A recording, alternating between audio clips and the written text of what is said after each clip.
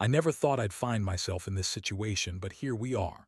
My name is Mike, and my life took a turn I never saw coming. I've been married to Jenna for 6 years, and for the most part we had what I thought was a solid relationship. Yeah, we had our ups and downs like any couple, but overall I believed in us. We were a team, at least that's how it felt. But lately it seemed like something was off. At first it was just small changes. Jenna became more distant, often glued to her phone and less available for our usual date nights. I brushed it off as stress from work. She's a sales manager and the pressure can be intense, right? But then I noticed other things, the late nights at the office, the mysterious texts that she quickly tucked away when I walked into the room. I felt like I was living in some sort of bad movie, and the plot twist was directed right at me. The breaking point came one Friday evening. I had plans to take her out for dinner, but she canceled last minute, claiming a last-minute meeting with a client. I was disappointed but tried to be understanding. I spent the night alone, binging on pizza and regrettable Netflix choices. That's when I noticed Jenna's phone buzzing on the counter. I thought about leaving it alone, but I felt this horrible knot in my stomach, a feeling I couldn't shake off. Curiosity got the better of me. I picked up her phone. The screen lit up, showing a message from someone named Jake. I didn't recognize the name, and when I opened the message, my heart sank. It was a flirty exchange that left no doubt something was happening between them. My gut twisted as I read Jenna's words, "I can't wait to see you again." I felt sick. This was it, my worst fears confirmed. I had to confront her, but I wanted to be sure first. I needed proof. Over the next few days, I did something I never thought I would do. I hired a private investigator. I know it sounds ridiculous. The thought of spying on my wife felt wrong, but I needed to know the truth. A few days later, I got the call that confirmed everything. Jenna had been seeing Jake, a private detective. The irony wasn't lost on me. I couldn't believe it. I was furious, heartbroken, and felt like a fool all at once. I remember pacing my apartment, running a hand through my hair, trying to process everything. I felt betrayed not just by Jenna, but by that guy too. Who the hell gets involved with a married woman? The day finally came for our confrontation. I had called Jenna home early under the premise that we needed to talk about our relationship. She strutted in, looking all put together, unaware of the storm that was about to hit. I felt a mix of anger and sadness as I faced her.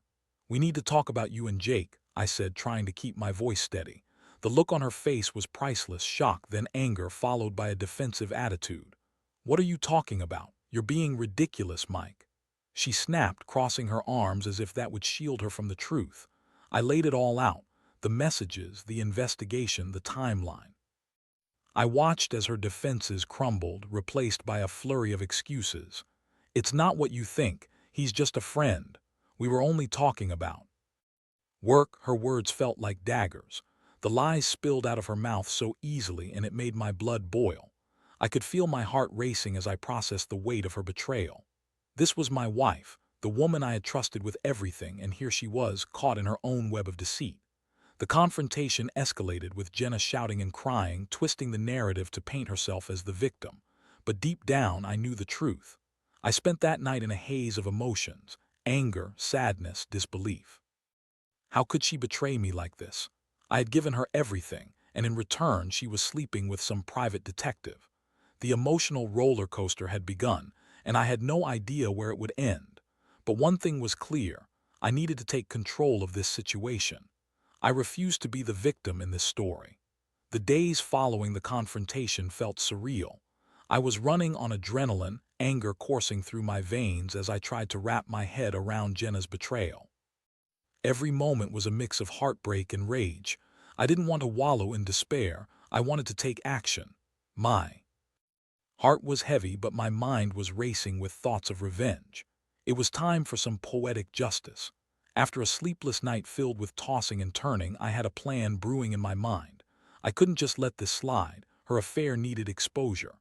She had been so careless, so arrogant in her deception. I couldn't allow her or that lowlife Jake to think they could get away with this. I decided to follow in the footsteps of the very man who had intruded upon my marriage. I would have Jake followed. I reached out to the private investigator I had initially hired. His name was Tom, and he was surprisingly sympathetic to my situation. After recounting the details of Jenna's affair, I explained my plan. "I want to know everything about this guy," I said, my voice steady. Tom agreed, and we scheduled a few days for him to gather intel. It felt good to take charge, to turn the tables. In the meantime, Jenna tried to act like nothing had happened. She even suggested couples therapy, a move that felt insincere given her infidelity. I couldn't believe her audacity. At first, I played along, but my mind was elsewhere, focused on the impending revelation I was planning for her. I started gathering evidence of her lies, screenshots of her texts with Jake, and the dates they'd spent together. The cold sting of betrayal fueled my resolve. It was during this time that I started to notice more signs of Jenna's duplicity. She left her phone unattended more frequently, careless with her schedule. I couldn't help but think she was getting cocky, thinking she'd pulled one over me while I was still processing everything. But all I could think was how much I wanted her to feel the weight of her choices. A few days later, Tom called with the news. "I have everything you need," he said, and my heart raced. He had followed Jake and discovered that he wasn't just a private detective. He was also a womanizer, known for his charm and deceit. Tom provided me with photographs of Jake meeting Jenna at various locations, including a hotel where they'd spent a night together. Each picture felt like a dagger, but I took solace in knowing I was getting closer to my revenge. I wanted to catch them in the act, but I couldn't just ambush them. I needed a plan, something that would expose their affair in a way that would humiliate them both. The idea hit me like a lightning bolt one evening as I was scrolling through social media. What if I staged an event? An engagement party, perhaps? I could invite friends and family, make it a grand spectacle. I would announce my divorce to everyone, making it clear who was to blame. I began to orchestrate my plan. I set a date for the engagement party, and I sent out invitations to our closest friends. Jenna, of course, had no idea. I told her it was a small gathering to celebrate our marriage, trying to keep her in the dark while my stomach turned with excitement at the thought of her reaction. As the day approached, I needed to ensure Jake would be there. I reached out to him under the guise of wanting to discuss something important. He was more than willing to meet, likely thinking I was just another husband overwhelmed by the pressures of marriage. I smiled to myself, imagining the look on his face when he discovered what I had in store. On the day of the party, I was a bundle of nerves and excitement. I had everything planned out meticulously. I even arranged for a photographer to document the event, capturing the moment I would reveal Jenna's betrayal to everyone. I could hardly contain my anticipation as guests began to arrive, mingling and enjoying the appetizers I had prepared. Jenna walked in, looking radiant in a dress I had bought for her not long ago. She seemed oblivious to the tension in the air. I played my part, acting as though everything was perfectly fine. I was the supportive husband, the loving partner. But inside, I was a volcano ready to erupt. After a few drinks and some small talk, I knew it was time to make my move. I gathered everyone's attention, heart racing as I prepared to reveal the truth. I felt empowered, ready to expose her and Jake for what they truly were. The moment felt electric, charged with the thrill of finally taking control of my narrative. It was time for some poetic justice. As I stood there, heart pounding and adrenaline surging through me, I could see the curious expressions on the faces of our friends and family. They were smiling, unaware of the storm about to hit their cozy little gathering. I took a deep breath, raised my glass, and cleared my throat.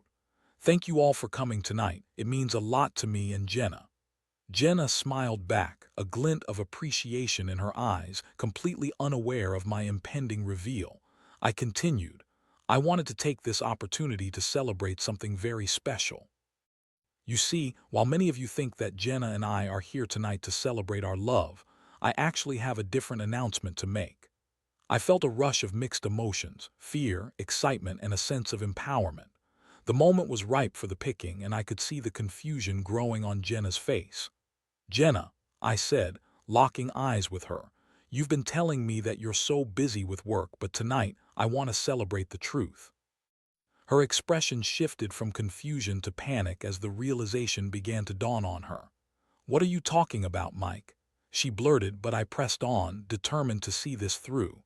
"I want to celebrate your affair," I declared, my voice steady and unwavering. "Yes, I've known about it for a while now, and I think our friends deserve to know the truth." At that moment, I could feel the room go silent. Gasps echoed around me as I pulled out my phone, showing the incriminating photos that Tom had provided. Here, Jenna with her lover Jake, who, by the way, is not only a private detective but a total sleaze. These pictures were taken just a week ago, and I think everyone should see them. Murmurs spread through the crowd as they leaned in closer to get a better look. I could see Jenna's face turning red, a mixture of anger and humiliation washing over her. "Mike, you can't do this. This is insane," she yelled, her voice rising in desperation, but I wasn't backing down. I had come too far to let her manipulate the narrative any longer. "Oh, but I can, Jenna. You see, while you were busy lying to me, I was busy uncovering the truth. Tonight is about revealing your betrayal for everyone to see." Jake had been standing off to the side, and as the reality of the situation sank in, I caught a glimpse of him shifting uncomfortably. The anger on his face was palpable. "You set me up," he shouted, his bravado crumbling as he realized he was caught in my trap. "This isn't fair, man." I turned to him, a smirk creeping onto my face. "Oh, it's more than fair.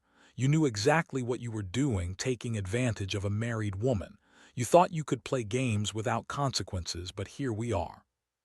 The tension in the room was thick, and I could see friends exchanging stunned glances. Jenna tried to regain control of the situation. "Mike, please, you're making a huge mistake. We can work through this." She reached out for me, desperation etched on her face. I stepped back, shaking my head. "No more lies, Jenna. This ends now. I'm done being the fool in your little game." I turned to our friends, raising my voice. "I want you all to know the truth. I was a good husband, but she chose betrayal instead. I'm done." The atmosphere shifted. Some guests looked sympathetic, while others seemed shocked at the revelation. It was an emotional roller coaster for everyone present. I could feel a mix of triumph and bitterness coursing through me. I had taken back my power, but at what cost? As people began to process what had just happened, I felt Jenna's presence beside me, still pleading for a chance to explain. "Mike, let's talk about this, please." She begged, but the weight of her actions settled heavily on me. I wasn't interested in her excuses anymore. "Jenna, it's over," I said firmly, feeling a strange sense of relief wash over me. "You made your choice, and now you have to live with the consequences." I could see the realization dawn on her face, the shame, the regret, everything I had hoped for.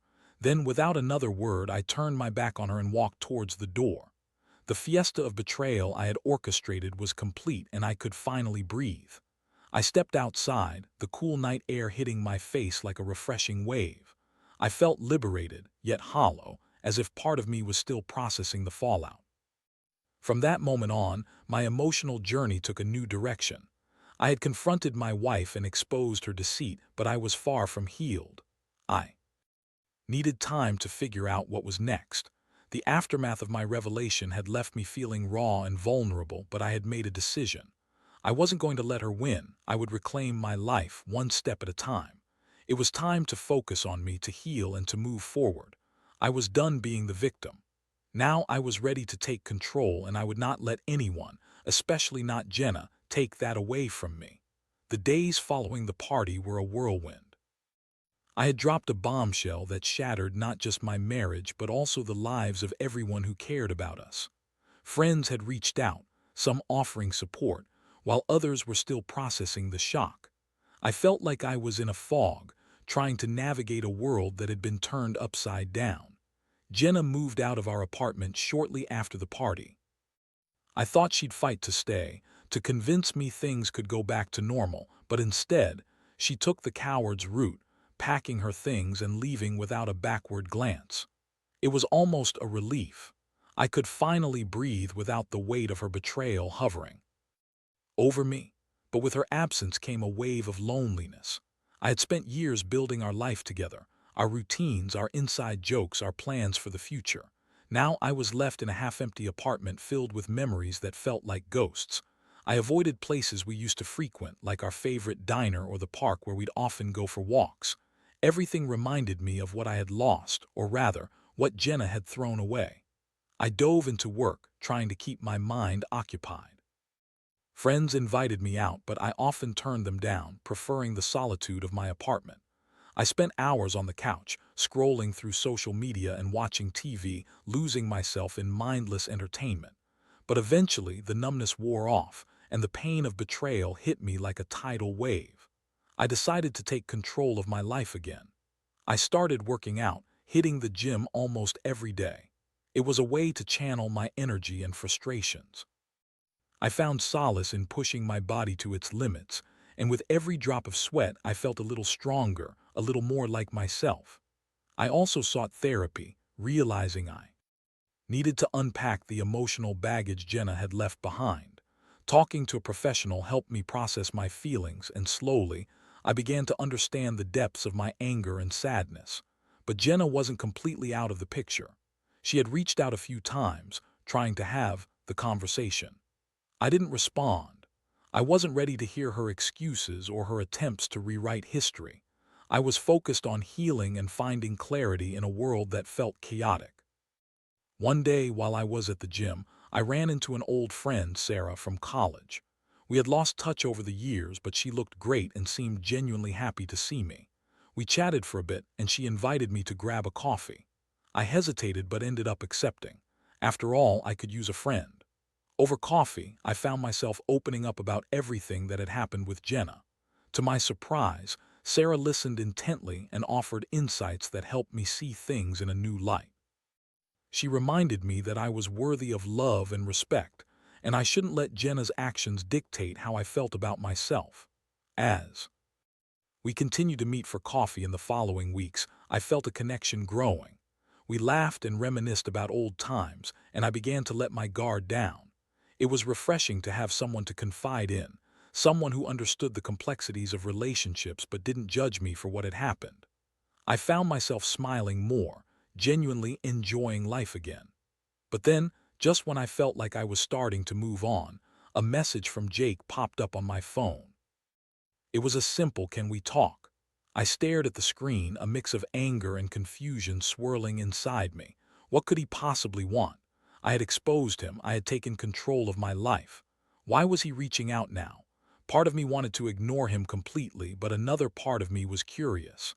I decided to meet him, not because I wanted to reconcile, but because I wanted to confront him one last time. It was time to put him in his place.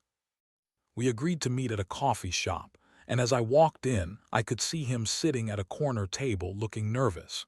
He glanced up as I approached, and I could see a flicker of guilt in his eyes. He wasn't the confident player I had imagined. He looked vulnerable, almost defeated. "Mike," he said, standing up awkwardly. "Jake," I replied, my tone icy. I wasn't here to play nice. He gestured for me to sit down, and I did, crossing my arms defensively. "I wanted to talk to you about Jenna," he started, but I cut him off. "What's there to talk about? You both made your choices, and we all know how that turned out." I felt my blood boil just hearing her name spoken by him. "I know, and I'm sorry," he said, looking down at his coffee. "I never intended to hurt you. It just happened, and I realize now that it was wrong." "Right or wrong, you still went through with it," I said, trying to keep my anger in check. "You knew she was married and you didn't care. You're just as guilty as she is." He nodded, looking genuinely remorseful. "I know, and I take full responsibility. But I wanted to tell you that I ended things with Jenna. I can't live with myself knowing I hurt you." I raised an eyebrow, surprised by his admission. "You think that makes it better? You think I care that you ended it? She's the one who betrayed me first." "I get it," he said, his voice low. "But I felt like I needed to apologize. I didn't expect to develop feelings for her, but I did. It was a mistake, and I just wanted to admit it to you face to face." I shook my head, feeling a mixture of anger and pity for him. "You're a coward, Jake. You played with someone's life, my life, and now you want to be absolved. It doesn't work that way." He fell silent, and I could see he was struggling with his emotions. "I just wanted you to know that I'm sorry. I'm not asking for forgiveness, but I hope you can find peace." I stood up, ready to leave. "I don't need your peace, and I don't want your apologies. Just stay away from me and Jenna. You've done enough damage." As I walked out of the coffee shop, I felt a rush of empowerment. Confronting Jake had given me a sense of closure I didn't know I needed. It was time to focus on moving forward, to reclaim my life completely without the shadows of Jenna and her infidelity hanging over me. I was ready to embrace a new chapter, one where I could heal and build a future on my own terms. In the weeks that followed my confrontation with Jake, I focused on rebuilding my life. I was determined not to let the aftermath of Jenna's betrayal define me. I poured myself into work, friendships, and focusing on my well-being. I even started dating again, something I hadn't expected to do so soon, but it felt liberating to put myself out there. I met a few women online, but nothing serious materialized. Most dates were casual coffee meetups or casual dinners. I was still healing and wasn't ready to dive into anything serious. I felt a sense of hope creeping back into my life, a feeling that I could actually move on from the wreckage of my past. One evening, Sarah and I went out for drinks after work. We had developed a comfortable friendship, and it often felt like we could talk about anything. As we chatted over a couple of beers, I felt the tension of my past slowly melting away, replaced by the warmth of companionship. There was an undeniable spark between us, but I had been hesitant to act on it, fearful of rushing into something new just because I wanted to escape the pain from my marriage. But as the night wore on, Sarah leaned in closer, her eyes sparkling in the low light of the bar. "You know," she said with a playful smile, "you've come a long way since I saw you last. You seem lighter." "Thanks," I replied, feeling warmth spread through me. "It's been a tough ride, but I'm finally starting to feel more like myself again." "I'm proud of you," she said, her tone more serious now. "You deserve happiness, and if anyone can find it, it's you." Suddenly, I felt emboldened. I wanted to acknowledge the chemistry that had been simmering between us. "I was thinking the same thing about you," I admitted. "I really enjoy spending time with you, and I feel this connection." Her eyes widened slightly, and a smile crept across her face. "Are you saying what I think you're saying?" "Maybe," I said, feeling a rush of excitement and fear. "I'd like to see where this goes if you're open to it." She took a moment to consider it, her expression shifting from surprise to delight. "I'd love that," she said, her smile radiating warmth. "But I also want to make sure you're ready. I wouldn't want to complicate things for you." "I appreciate that," I replied sincerely. "But I think I'm ready to let someone in again. You've been a big support for me, and I feel like we have a solid foundation to build on." With that, our chemistry ignited into something more. We left the bar that night with plans to go on our first official date, and the feeling was exhilarating. I couldn't help but smile as I walked home, feeling a sense of hope I hadn't felt in a long time. It was time to embrace new beginnings. The next few weeks were a whirlwind of laughter, conversation, and connection as Sarah and I explored the potential of our relationship. I found myself opening up to her in ways I hadn't anticipated. She listened without judgment, and I felt safe sharing my thoughts and feelings with her. We shared stories about our pasts, our dreams, and our futures. I found comfort in her presence, and each date reinforced that I was moving in the right direction. However, amidst this new happiness, there were still echoes of my past. Jenna attempted to reach out periodically, sending texts that ranged from apologetic to accusatory. I ignored the messages, refusing to let her pull me back into her drama. I had made my peace with what had happened, and I wasn't about to let her disrupt my progress. Then one day, unexpectedly, she showed up at my workplace. I was in the middle of a meeting when I saw her standing in the doorway, looking out of place and nervous. My stomach dropped as I raised my hand to pause the meeting. "Excuse me for a moment," I said, stepping out into the hallway. "What are you doing here?" I asked, trying to keep my composure. "I need to talk to you, Mike," Jenna said, her voice shaky. "Can we just have a moment?" I hesitated, feeling the anger and hurt rise within me. "I don't think there's anything left to discuss, Jenna," I replied firmly. "You made your choice when you decided to cheat on me." "I know, and I'm sorry," she said, her eyes pleading as she stepped closer. "I've been doing a lot of thinking. I miss you. I want us to work things out." "Work things out?" I echoed, incredulous. "You want to work things out after everything? You expect me to just forget what you did?" Tears welled in her eyes as she struggled to find the right words. I was so caught up in my own issues, I didn't realize how much I was hurting you. I really want to make it right. I took a deep breath, trying to keep my emotions in check. You can't just waltz back into my life because you feel guilty. You had your chance and you blew it. I'm moving on and I don't want you in my life anymore. Jenna stepped back, her face falling. So that's it. You're just going to throw everything away. Everything changed the moment you decided to have an affair, I said, feeling anger flare. You broke my trust and you don't get to decide when you want to come back. With that, I turned and walked away, leaving her standing there in the hallway. I felt a sense of relief as I returned to my meeting, knowing I had stood my ground. I was no longer the man she could manipulate. I had taken control of my life, and I wasn't about to let her disturb my newfound happiness. That evening, Sarah and I had a dinner date planned, and I found myself eager to see her. As we sat down at a cozy restaurant, I shared the details of my encounter with Jenna. Sarah listened intently, her expression filled with understanding and compassion. "You did the right thing, Mike," she said, reaching across the table to squeeze my hand. "You deserve someone who values you and respects your boundaries." In that moment, I realized just how far I had come. I was no longer defined by my past or by Jenna's betrayal. I was ready to embrace a future filled with possibilities, and I felt grateful to have Sarah by my side as I stepped into this new chapter of my life. As the relationship with Sarah blossomed, I felt a renewed sense of purpose and joy in my life. Each day was a reminder that I had survived the storm and emerged stronger on the other side. Sarah brought laughter and stability, something I hadn't realized I needed. We explored new restaurants, attended concerts, and even went on a weekend trip to the mountains. With every shared experience, I found myself shedding the remnants of my past and embracing the present. But I never forgot the pain Jenna had caused. It was a part of my story, one that shaped who I was today. I learned to recognize my worth and value my happiness above all else. Sarah understood this, and her support made all the difference. She never pushed me to forget, but she encouraged me to heal. I also made a point to reconnect with friends I had lost touch with during my marriage. I reached out to old buddies for game nights and barbecues, and slowly but surely, my social circle expanded. I realized how many people were rooting for me, and it felt good to be surrounded by love and support.